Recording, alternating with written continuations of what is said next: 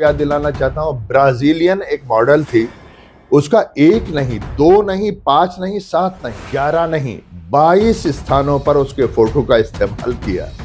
मैं साक्ष्य प्रस्तुत कर रहा हूं और यहां पर मेरे पास मैं साक्ष्य लेकर बैठा हूं। 22 जगह उस मॉडल का फोटो इस्तेमाल किया। ये मैंने बात नहीं रखी, राहुल गांधी जी ने तमाम साक्ष्य, तमाम एविडेंस हिंदुस्तान की हर छोटी बड़ी मीडिया को बुलाकर द एज फाइल नाम से जो प्रोग्राम प्रस्तुत किया था उसमें रखा था। अब उसमें क्या क्या था कि उन्होंने बताया कि एक व्यक्ति का नाम मसलन हिसार में भी है और उस व्यक्ति का नाम नूह में भी है, उस व्यक्ति का नाम यमुनानगर में भी है। यानी एक व्यक्ति के 5, 7, 8, 11 जगह नाम होना कोई बड़ी बात नहीं है। ये तमाम ही तो फर्दिफिकेशन था। अब बिहार के चुनाव को लेकर मैं ये कहना चाहूंगा कि 6 अक्टूबर 2025 को चुनाव आयोग ने बिहार के मतदाताओं की जो ऑथेंटिक फिगर थी वो 7 करोड़ 42 लाख बताई। और द्वितीय चरण के मतदान के बाद में, यानी आखिरी चरण, 2 ही चरण में मतदान हुआ बिहार में, विदित है, सबको मालूम है। दूसरे चरण के मतदान के बाद में चुनाव आयोग ने कहा कि वोटर्स की जो संख्या थी वो 7 करोड़ 45 लाख, यानी 6 अक्टूबर 2025 का बयान कुछ और 2025 के ही 11 नवंबर का बयान कुछ। यानी चुनाव आयोग पूरी तरह से भारतीय जनता पार्टी के हाथ में खेलने वाला एक खिलौना बनकर रह गया है। यानी सरकार के हाथ में चुनाव आयोग का रिमोट है और ज्ञानेश कुमार बिल्कुल भारतीय जनता पार्टी के एक जर खरीद गुलाम बनकर काम कर रहे हैं। मैं यहां पर यह कहना चाहूंगा कि लोकतंत्र में ऐसा कब तक चलेगा?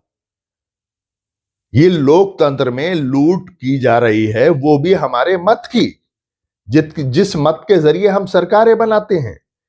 और लोकतंत्र के लिए सबसे बड़ी घातक भारतीय जनता पार्टी और इनको चलाने वाला आरएसएस है, जिनका भारतीय आंदोलन में, स्वतंत्रता संग्राम आंदोलन में कोई रोल नहीं था। आज वक्त की त्रासदी है, विडंबना है, या इनकी मक्कारियां हैं, अय्यारियां हैं और इनकी वो साजिशें हैं जिसके साजिशों के तहत ये सरकारों में आए। पहले क्या करा इन्होंने? मध्य प्रदेश की सरकार एमएलएस खरीद के गिरा दी। कुमारस्वामी की सरकार जब वो कांग्रेस के साथ थे कर्नाटक में, एमएलएस खरीद के गिरा दी। पहले तो एमएलएस खरीद के गिराने का इन्होंने चलन शुरू किया, लेकिन अब तो ये वोट की चोरी कर रहे हैं। ये सबसे बड़ी चोरी है लोकतंत्र में, भारतीय लोकतंत्र में, भारतीय इतिहास के लोकतांत्रिक इतिहास में ये सबसे बड़ी चोरी है। और राहुल गांधी जी ने ऐसे ही नहीं कह दिया वोट चोर गद्दी छोड़। ये वोट चोर साबित हो चुके हैं। एक मकान में, बिहार के और हरियाणा के दोनों के ही चुनाव में, एक मकान में, एक छत के नीचे, एक मकान में कहीं पे 80 वोट, यानी 22, 25 बाई 40 का कोई छोटा सा मकान, उसके अंदर 81 वोट, उसके अंदर 83 वोट। एक बच्चा जो 11 साल की उम्र का होगा उसका फोटो और 83 साल के बुजुर्ग का नाम और उसकी आयु।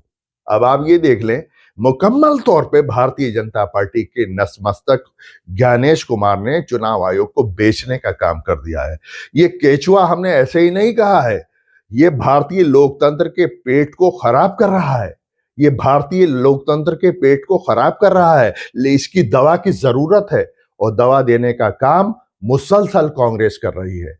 देश को बचाने के लिए, लोकतंत्र को बचाने के लिए, लोकतांत्रिक प्रणाली को बचाने के लिए कांग्रेस हमेशा जनता के बीच में रहेगी और इस केचुए का पूरी तरह से उपचार किया जाएगा ताकि पेट भी सही रहे, भारत रूपी जो हमारा ढांचा है उसका पेट भी सही रहे और पूरा शरीर स्वस्थ रहे। इसके लिए मैं फिर से कहना चाहूंगा कि उनकी तारीफ क्या पूछते हो, चुनाव आयोग के संदर्भ में ज्ञानेश कुमार के लिए विशेषता, उनकी तारीफ क्या पूछते हो, उम्र सारी गुनाहों में गुजरी, पारसा बन रहे हैं वो ऐसे कि जैसे गंगा नहाए हुए हैं।